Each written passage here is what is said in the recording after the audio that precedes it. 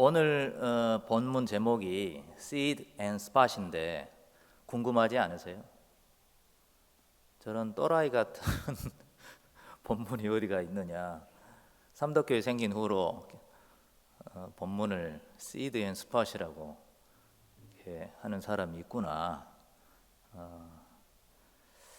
오늘 여러분들 만나서 반갑습니다. 반갑고 여러분들은 별로 덜 반가울 수도 있어요. 근데 오늘은 제가 여러분들 보니까 너무 사랑스럽고 반갑습니다.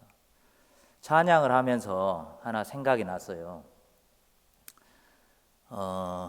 우리가 찬양을 할 때에 많은 사람들이 구약 성경에 보면 성소가 있잖아요. 지성소가 있고 그 다음에 그 마당도 있어요. 대부분의 많은 사람들은 마당만 밟고 갑니다. 예배를 드릴 때 구경꾼으로 마당만 밟고 가고, 그리고 어떤 사람들은 성소를 들어가기도 해요. 그리고 지성소까지 들어갑니다. 그래서 우리가 오늘 찬양을 할 때 굉장히 감동적이었어요. 감동적이었어요. 그렇지만 우리의 찬양의 목표가 조금 더 깊이 들어가야 돼요. 회중이 지성소까지 들어가게 하는 데까지 있느냐. 우리가 그리고 예배를 할 때 단조로울 필요가 있어요. 움직임을 적게 하고 여러 가지 상관없어요. 그리고 반드시 예배자는 개인적으로 매일 하나님 앞에 예배를 해야 됩니다. 우리 찬양대나. 그래서 자기 안에 개인적으로 찬양을 할 때에 임하시는 성령을 경험하면서 우리가 예배자로 설 때에 찬양을 인도하는 자가 될 때는 내가 하는 것이 아니라 성령께서 나를 사용하셔서 우리 모두가 마당에서 성소로 지성소로 가서 그 가운데 임재하시는, 터치하시는 하나님을 경험할 수 있도록 해야 됩니다. 할렐루야. 크게 아멘 하세요. 아멘. 이거 굉장히 중요한 것이에요. 저는 94년부터 스리랑카에 있었습니다. 제자 여러분들이 알고 계시는 DTS를 시작을 했어요. 몽골에서는 2001년에 저희가 파송받고 한인교회를 협력을 했습니다. 또 인도네시아에 가서도 선교사들을 훈련하는 사역도 했었습니다. 그리고 2003년부터는 태국에 와서 태권도 사역도 했습니다. 기독교 학교 교목으로 있었고 비영리 재단을 현재 세워서 지금까지 사역을 진행하고 있습니다. 제가 한국을 떠난 지 한 20년이 됩니다. 그래서 그때 한국과 지금의 한국은 너무 많이 달라졌어요. 오히려 한국에 들어오면 저는 핸드폰이 없기 때문에 자기 인증부터 고민해야 하는 그런 일부터 했어요. 다시 적응을 해야 되는 상황이 되었어요. 여러분을 이렇게 만나는데 그때의 20대였던, 그때는 30대였죠. 그때의 나와 여러분들의 나는 과연 설교를 받아들이고 흡수할 수 있는 스페이스가 있을까 생각을 많이 하게 됩니다. 물론 우리는 한국적인 문화를 가지고 성경을 이해합니다. 성경에 나오는 문화와 한국 사람으로서의 문화와, 그리고 저는 태국에 오래 살았기 때문에 태국적 시각으로 갖는 문화가 있어요. 과연 오늘 설교를 하면 아멘이 나올까? 그런 생각을 하고 고민하면서 섰습니다. 그렇지만 제가 20여 년 전에 역사하셨던, 저를 부르셨던 하나님의 은혜를 잠깐 나누고자 합니다. 혹시 그것이 여러분들의 선교적인 앞으로의 방향이 된다면 저는 큰 기쁨으로 생각하겠습니다. 저는 신학대학을 다녔어요. 그리고 예수전도단이라고 하는 단체에 가입을 했습니다. 그리고 채플실에서 매일 묵상을 하면은 2년 동안 항상 2사람 내지 3사람만 모였어요. 그리고 제가 제자 훈련 학교를 했습니다. 7개월을 하고, 그러자 본부에서 저한테 캠퍼스 리더를 하라고 하더라고요. 저는 단칼에 거절했습니다. 저는 이렇게 비전도 없고, 비전을 말한 단체에서 비전도 발견하지는 못했고, 그리고 부흥을 말하는 단체에서 부흥을 경험하지는 못했습니다. 나는 그만하겠다고 했어요. 그런데 하나 궁금하더라고요. 나는 목회로 할까, 선교사를 할까, 아니면 무엇을 해야 될까? 그러면 나의 비전은 도대체 무엇인가? 좀 궁금해지기 시작했어요. 그래서 시골에 아주 조그만한 교회에 가서 며칠 동안 하나님 앞에 앉아 있었습니다. 그때 하나님이 저에게 아주 신기한 것들을 보여줘요. 전 세계에 수많은 사람들이 죽어가는 것들을 보여주고, 그리고 제가 무엇을 해야 될지, 앞으로 어떤 길을 평생 달려가야 될지를 보여주신 거예요. 다시 말해서 저는 선교사가 되는 것입니다. 복음을 땅끝까지 증거하는 것에 주님이 나를 부르신 것을 알게 됐습니다. 그리고 캠퍼스 리더 오케이 하겠다고 했어요. 그런데 그 다음 주부터 신기한 일들이 벌어졌어요. 2년 동안 항상 2명 내지 3명 모였던 거기 채플실이 8명이 와 있어요. 이 의자가 8명씩 앉는 의자인데 8명이 와 있더라고요. 적응이 안 됐어요. 그 다음 주에 또 사람들이 왔어요. 그 다음 주에 또 왔어요. 숫자가 뭐 전도한 것도 아니고 우리가 뭐 홍보한 것도 아니고 그냥 사람들이 들어오기 시작했어요. 그리고 그 중에서 3명의 예배 인도자가 들어왔습니다. 예배를 경험했던 사람들, 하나님의 임재를 경험했던 사람들, 이분들이 나중에 CBS 대상 그 복음성가 가요제 가서 대상을 받았어요. 그리고 우리의 예배는 그냥 예배가 아니었어요. 성령의 인도를 받아 춤을 추기도 하고 깊이 있게 찬양을 하기도 하고, 저의 설교는 보통 2시간씩 진행됐어요. 울지 않으면 설교를 그만두지 않을 정도로 모든 것이 하나님이 나를 부르셨다. 심지어는 신학교 옥상에 가서 1,500명을 바라보면서 걸어다니는 신학생들 있잖아요. 보면서 계속 이렇게 저 친구는 누구를 붙여라, 저 친구는 누가 가서 양육해라. 옥상에 가서 우리는 학교를 내려다보면서 경영을 하기 시작한 거예요. 그리고 신학교가 생긴 처음으로 우리는 해외 전도 여행을 가자. 그래서 팀원들과 기도를 하기 시작했습니다. 그리고 저희는 스리랑카로 가게 됐어요. 스리랑카에 가서 우리가 전혀 예상하지 못한 일들이 일어나기 시작했습니다. 불교 학교를 갈 때, 힌두교 학교를 갈 때, 모슬렘 학교를 갈 때 전교생이 수업이 중단이 되기도 하고,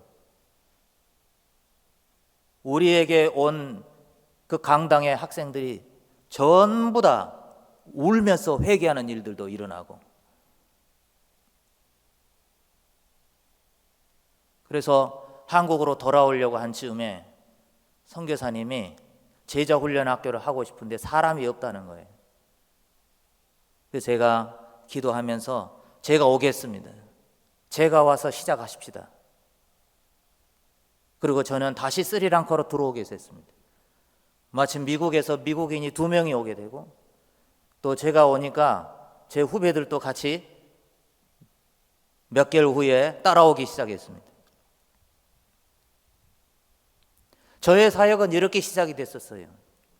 근데 문제는 스리랑카로 도착했는데 제가 현지어를 하나도 모른다는 거예요. 그러면 영어를 할 줄 아느냐? 영어를 전혀 할 줄 모른다는 걸 제가 알았습니다. 제자 훈련하기 전에 제가 영어를 공부했어요. 어떻게 될게요? 석 달 정도 하니까 어느 정도 통역이 가능한 정도가 됐어요. 그래서 어떤 집회를 가게 됐습니다. 집회를 갔는데 500명이 모였더라고요. 대학생들이. 그 짧은 영어로 통역을 세워서 저는 영어로 하고 통역은 스리랑카 말로 하는 현지인 친구가 있었어요. 열심히 설교를 했습니다. 이 친구는 열심히 통역을 했어요. 그리고 내 눈에 보인 장면들은 믿어지지 않을 만큼 회개하고 헌신하고 막 통성으로 기도하고 엄청난 일들이 일어났어요. 그래서 저희 집에 같이 있는 미국인 친구에게 집회가 끝나고 나서 제가 가서 물어봤어요. 당신 봤냐? 오늘 내 영어 어떠냐? 물어봤어요. 이 친구가 뭐라고 한 줄 아세요? 나는 당신이 도대체 무슨 말을 한지 알아듣지를 못했다라고 말을 하는 거예요. 도대체 제 영어는 무슨 영어길래 이 대학생들이 뒤집어지고 제가 나중에 한 사실이에요. 통역을 너무 잘한 거예요. 할렐루야. 통역이 기가 막히게 한 거예요. 같이 몇 개월을 같이 집에서 살다 보니까 제가 단어 하나만 말하잖아요. 알아서 엄청나게 유창한 스리랑카 말로 통역을 했던 거예요. 웃기지 않으세요? 저는 그때 얼마나 부끄러웠는지. 저의 사역은 이렇게 시작이 됐어요. 선교를 해야 된다라는 것 때문에. 눈에는 아무것도 보이질 않았습니다. 그리고 국제학교에 가서 혼자서 태권도 도복을 입고 교장 선생님에게 전교 학생들을 전부 모아달라고 했어요. 그리고 시범을 보였습니다. 나한테 배울 사람 손들어 있어요. 태권도를 모르더라고요. 그래서 어쨌든 나한테 배울 사람 손들어 있더니 50명이 손을 들어줘요. 그래서 클래스를 만들었습니다. 그리고 제자 훈련 학교가 시작이 됐어요. 24명의 학생들이 모였습니다.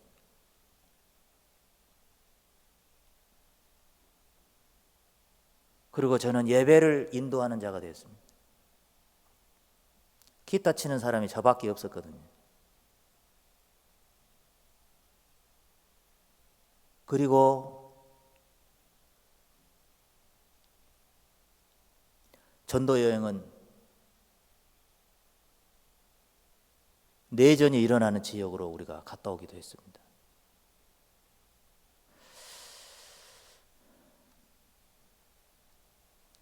조금만 참고 들으십시오. 왜 선교사님이 저런 이야기를 할까? 조금만 참고 들어보세요. 제가 다시 한국에 돌아왔습니다. 그런데 한국에 돌아와 보니까 제가 너무 많이 변해 있는 거예요. 저는 거기에서 손으로 이 스푼도 없이 손으로 이렇게 해서 음식을 먹었거든요. 카레밥. 손으로 해서 모아서 이렇게 구슬처럼 입으로 넣어서 먹었어요. 그리고 박쥐가 사는 동굴 같은 집에 박쥐 쫓아내고 침대 놓고 살았어요. 그런데 한국에 와서 보니까 저도 한국에 적응하기가 너무 어려운 거예요. 심지어는 저희 부모님도 저를 이해를 못하는 거예요. 너무 많이 변해 있는 거예요. 현지에 완전히 올인하기 시작한 거예요. 그래서 제가 찾아간 곳이 공장을 갔습니다. 공장. 스리랑카 노동자들이 있는데, 인도네시아 노동자들이 있는데, 그리고 필리핀 노동자들이 있는 곳을 갔어요. 처음에는 이렇게 가니까 못 들어가게 하더라고요. 그래서 제가 스리랑카에 있을 때 제가 콧수염을 길었거든요.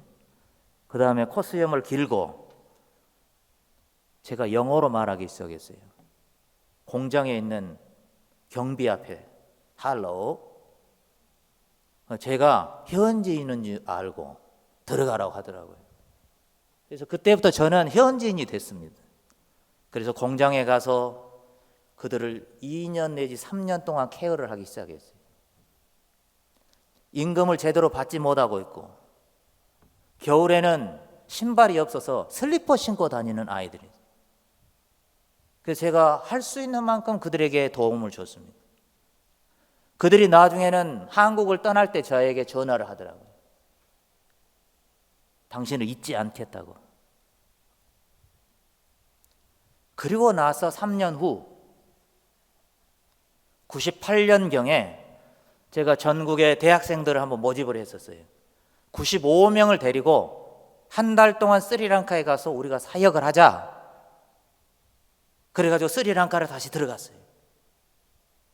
공항에 도착을 했는데 이미그레이션을 통과하고 대학생들이 95명이서 이제는 차를 타기 위해서 공항을 밖을 나가는데 많은 사람들이 모여 있더라고요.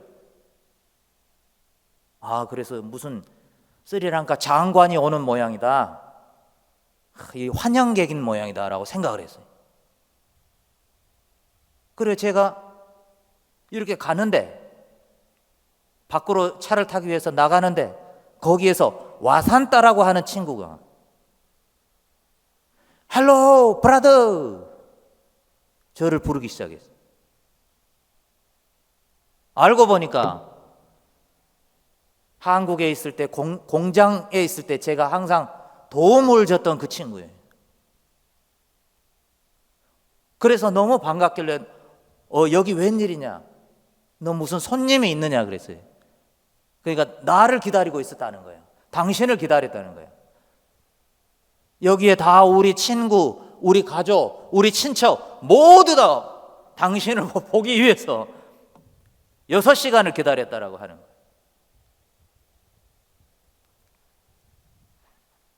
제가 눈물이 나오더라고요. 참을 수가 없었어요.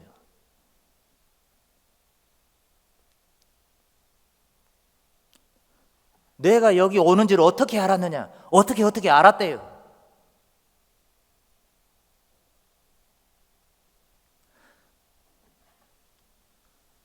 저는 그 후로 가는 곳곳마다 복음을 땅끝까지 증거해야 된다는 선교에 대해서 이야기하기 시작했어요.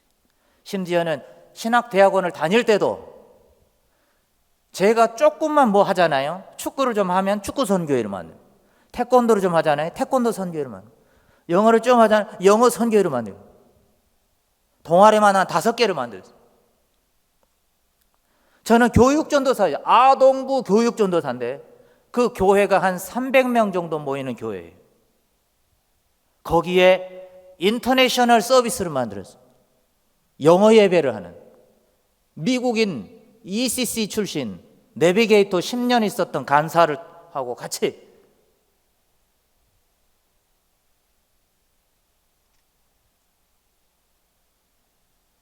이게 저의 선교의 시작이 됐어요. 할렐루야. 제가 여러분들 주보를 볼 때 시드가 나와요. 도대체 시드는 뭔가? 그리고 스팟은 뭔가?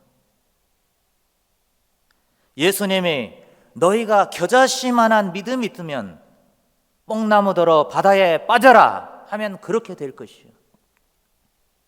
마태복음 17장 19절에 예수님이 산에 베드로, 요한, 야고보를 데리고 올라가시고 그리고 다시 내려옵니다. 그런데 한 아이가 간질병에 걸렸는데 귀신이 들린 거예요. 제자들도 쫓지를 못합니다. 그 아빠가 쫓아달라고 하는데 못 쫓는 거예요.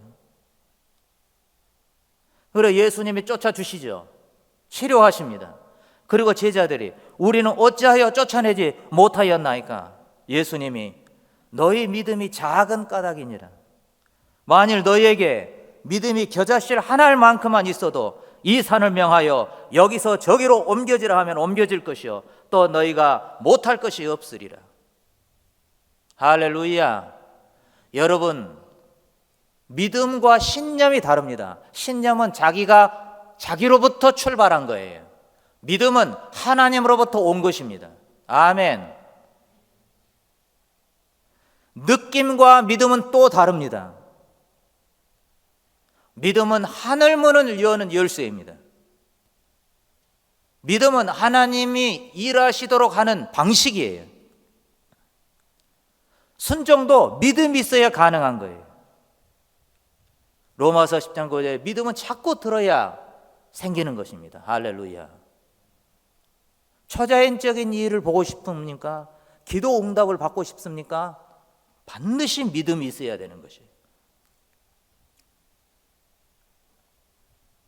우리 삼덕교회 청년부 사랑하시는 여러분, 우리 교회는 이 대구 시내 한가운데 있습니다.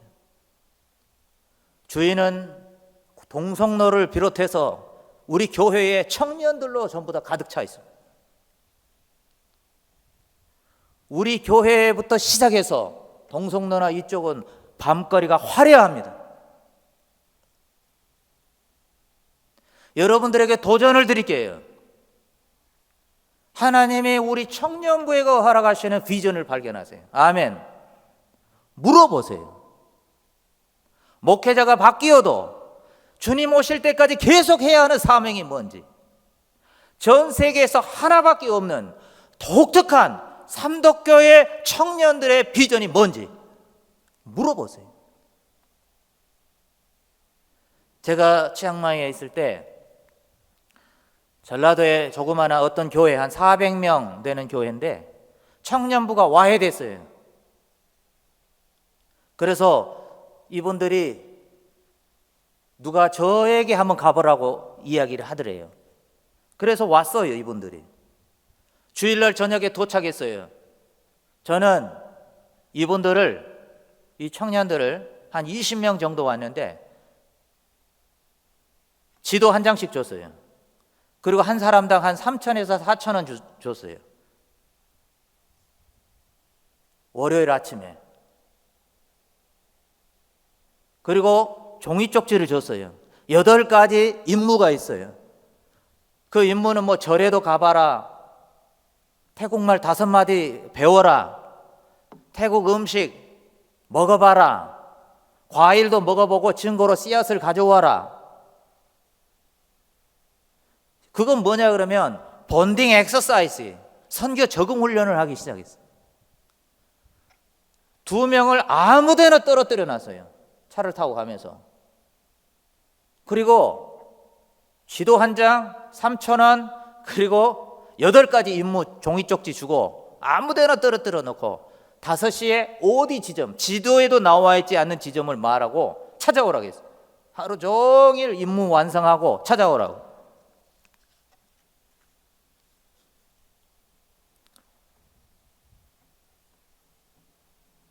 그리고 특별히 하나 더 임무를 줬는데 상징에 대해서 가르쳐요. 상징. 태국 절의 지붕의 모양이 어떻게 생겼는지, 한국 절하고 뭐가 다른지, 왜 태국 사람들은 인사를 이렇게 하는지, 여기에 높이가 또 다르거든요. 그래서 다시 말해서 문화 인류학적인 리서치를 시켰어요. 낯선 곳에서 적응시키려고, 낯선 곳에서 나를 만나기. 어떻게 됐을까요? 다 찾아왔어요. 어떤 사람은 돈을 아끼기 위해서 하루 종일 걸어 다녔어요. 어쨌든 그들은 태국이라고 하는 곳은 처음이에요. 전부 다 흩어놓고 찾아오라고 했어요. 다 찾아왔어요. 맥도날드 앞에 어디 오라 다 찾아왔어요. 그리고 나중에 저녁에 피드백을 하는데 놀라운 하나님의 살아계심을 그들은 말을 하기 시작했습니다.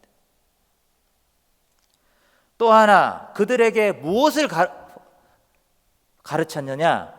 교회 안의 프로그램은 잊어버려라. 청년부는 교회 안에 너무 크게 집중하지 말아라. 청년부는 교회 밖에 집중해라. 청년부의 시각은 교회 밖에 있어야 된다. 여기서 프랙티스하고 한국 가면 실전에 돌입하라. 둘씩 짝지어서 보냈어요.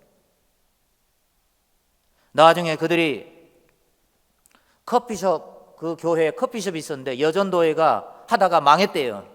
장사가 안 돼가지고. 커피숍을 어떻게 할 것인지 그들은 자기들끼리 연구하기 시작했어요. 저 병원은 어떻게 할 것인지 자기들이 연구하기 시작했어요. 저 대학교는 어떻게 할 것인지 자기들이 연구하기 시작했어요. 왜 3명이 가장 중요한가? 여러분들 왜 3명이 중요한 줄 아세요?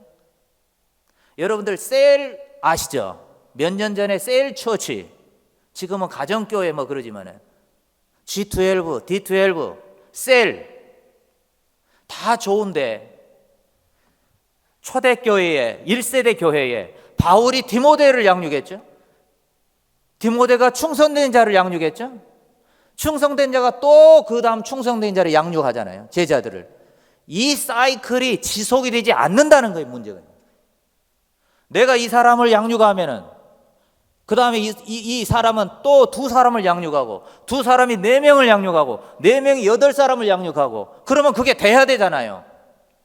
대가 끊어지는 거예요. 이론은 오케이, 이론적으로는 맞아요. 그런데 그게 안 된다는 거예요. 이 사이클이. 그렇게 했으면 벌써 세계복음화 이루어졌는데. 그런데 어떤 한 사람이 그걸 발견한 거예요. 3명이 한 조가 되는 거예요. 할렐루야. 우리가 제자를 만들 때 12명을 만들잖아요. 부담스러운 거예요, 그게. 12명이 되어서 교회를 시작한다? 부담스럽습니다. 그런데 3명을 한 단위로 하잖아요. 괜찮아요. 할 수 있어요. 자기 가정에서도 할 수 있어요. 자기 사업체에서 할 수 있어요. 자기 캠퍼스에서 할 수 있어요. 우리가 태어날 때에 어느 누구든지 자연적인 재능을 가지고 태어납니다. 그리고 한국 사람들만큼 습득된 기술, 피아노를 연습한다든지 이 한국 사람들만큼 자격증 많이 따는 사람은 없어요. 한국 사람들만큼 중학생도 새벽 1시에 집에 들어오는 세상이 됐어요. 그렇게 열심히 교육에 몰입하는 민족은 없는 거예요. 자연적인 재능에다가 습득한 기술도 있어요. 거기에 여러분들은 조금만 기도하면 영적인 은사가 임하기 시작합니다. 할렐루야.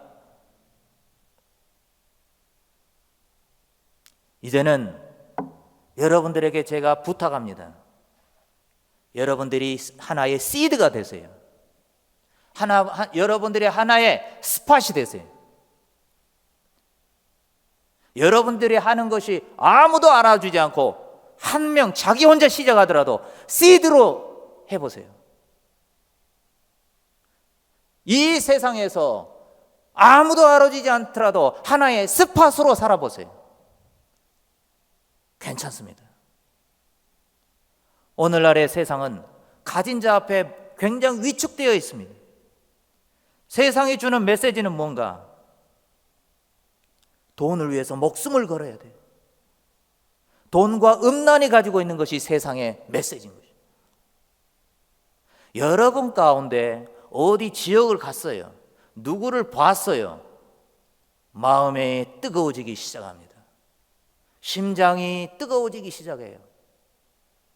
여러분은 그것을 시작을 하셔야 돼요.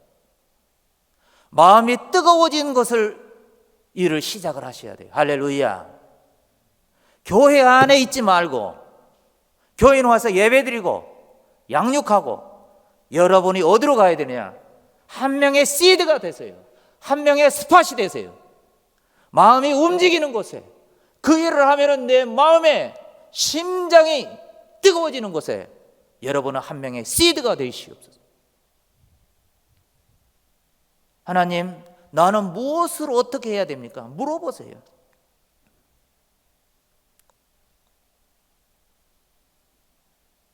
때로는 실패할 수도 있어요. 괜찮습니다. 여러분이 시드가 되면 될수록 하나님, 요즘 사람들은 스펙을 엄청나게 많이, 어떤 목사님 내보니까 자격증만 한 120개가 있어요.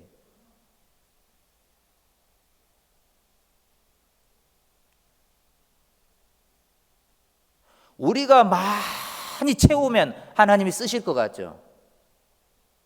공간이 없어요. 많이 배우고 꽉꽉꽉꽉 눌러서 채우잖아요. 그럼 하나님이 쓰실 것 같죠? 그거 다 버려야 돼요. 하나님에게 MT를 만들어야 돼요.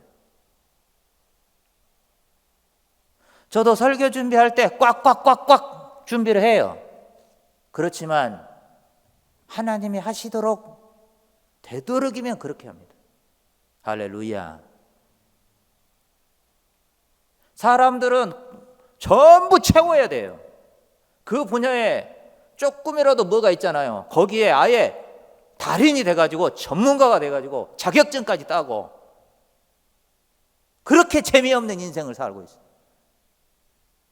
다 비우세요. 바울처럼 배설물로 여기세요. 이사야 55장 3절에 내 생각은 너희 생각과 다르고 내 길은 너희 길보다 다르다. 하늘이 땅보다 높은 같이 내 길은 너희 길보다 높다. 주님 앞에 다 내려놓고 안식하시고 주님을 누리세요. 주님이 하시도록 하세요. 에레미야 30장 3절에 일을 행하는 여호와, 그것을 지어 성취하는 여호와, 그 이름을 여호와라고 하는 자가 이르되 너는 내게 부르짖으라. 내가 너에게 응답하겠고 네가 알지 못하는 크고 비밀한 것을 보이리라. 아멘. 되도록이면 빈 공간을 많이 여백을 두세요.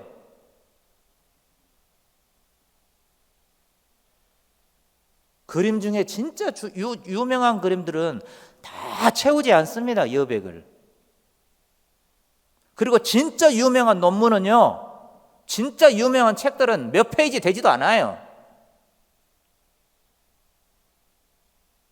참고문은 막 100권, 200권 다르면 뭐합니까?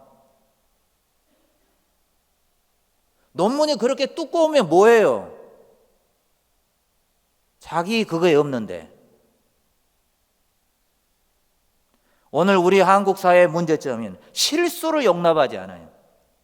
청년에 대한 기대치가 너무 큽니다. 큰 기업들도 여백을 주질 않아요. 사람들도 모든 사람이 완벽하기를 원하는 거예요. 그렇게 피곤한 세상을 살고 있어요. 우리 청년부는 하나님이 하시도록 하세요. 아멘.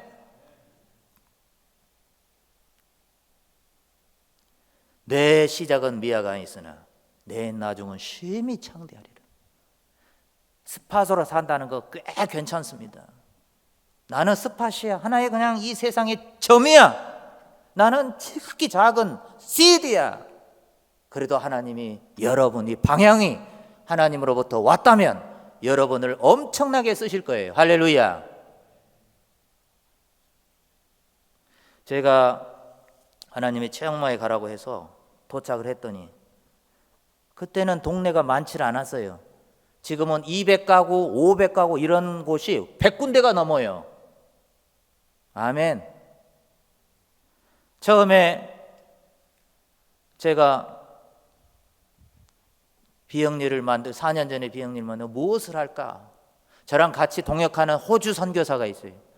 같이 저희랑 치앙마이 클린시티를 시작을 했어요. 처음에는 뭐 거들떠 보지도 않아요, 사람들이.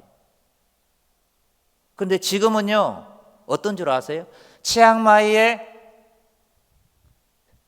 점포마다 슈퍼마켓마다 플라스틱 쓰지 않습니다. 다 종이팩을 써요. 매주마다 페이스북에 청소하러 나오라고 하잖아요. 도지사도 나오고요, 경찰서장도 나오고요, 매거진도 뉴스도 나오고요. 처음에는 두 사람이 시작했어요. 아멘. 시드, 이게 시드예요. 또 하나는 뭐냐 그러면 미얀마 노동자 캠프가 3군데가 있어요. 900명인데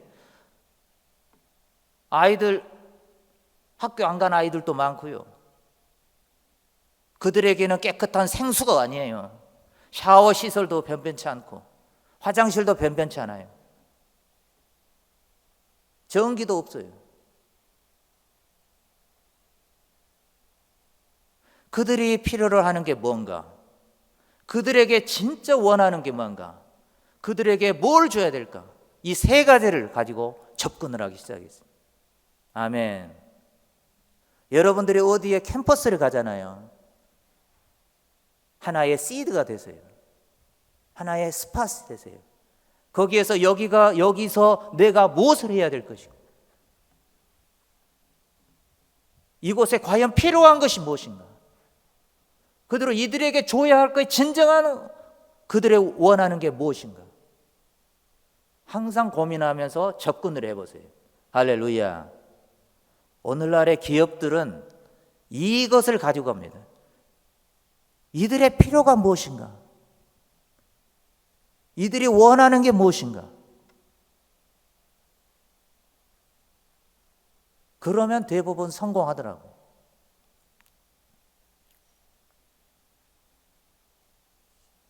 제가 이것만 이야기를 하고 마치겠습니다. 선교를 하다 보니까 너무 잘 몰라요. 그래서 방콕에 풀러 선교대학원에서 Thinking Missiology가 생겼어요. 과목이. 세미나를 한다고 하길래 제가 한번 참석을 했습니다. 30명이 모였어요. 월요일에서 금요일까지 하루 종일 하는데 제 가슴이 불이 붙는 거예요. 오전에 한 번, 월요일날 오전에 한 번, 월요일날 오후에 한 번, 화요일날 오전에, 이 가슴이 불이 붙는다는 거 어떻게 표현을 해야 될지 모르겠어요. 불이 붙어요. 눈에 보이지는 않지만 일주일 내내 그러는 거예요. 19세기 선교사님들은 어떻게 사역을 했을까? 20세기 선교사님들은 어떻게 사역을 해요? 궁금한 거예요. 그래서 제가 기도했습니다. 주님, 제가 미국에 가서 공부를 좀 하면 안 될까요? 하나님이 저에게 시편 23편 말씀, 여호와는 나의 목자시니 내게 부족함이 없으리로다. 그래서 갔습니다. 어느 정도 모르고 갔냐? 그 미국 사람이 캘리포니아 지역은 따뜻함으로 반팔만 입고 가도 된다고 하더라고요. 실제로 반팔만 입고 갔습니다. 죽는 줄 알았어요, 겨울에.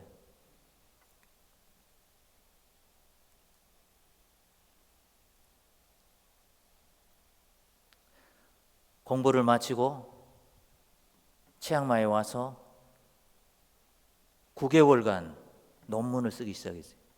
사역이 끝나고 저녁부터 새벽 3시까지 매일.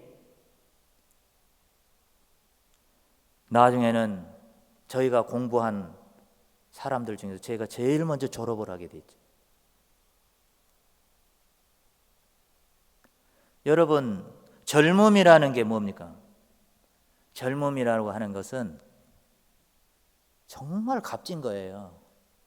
무엇이든지 할 수 있는 세대예요. 여러분들 정말 다 할 수 있어요. 그런데 하나님의 음성을 듣기 위해서 하나님에게 물어보고 하나님의 방향을, 우리가 하나님의 음성을 듣기 위해서 노력해야 돼요. 두 번째, 여러분은 한 명의 시드가 되세요. 한 명의 시드. 기분이 안 좋을 수도 있어요. 더 큰 걸 이야기해야 돼요. 왜 선교사님 자꾸 시드가 되라고 하느냐? 여러분의 캠퍼스, 여러분의 직장의 시드로 살아보세요.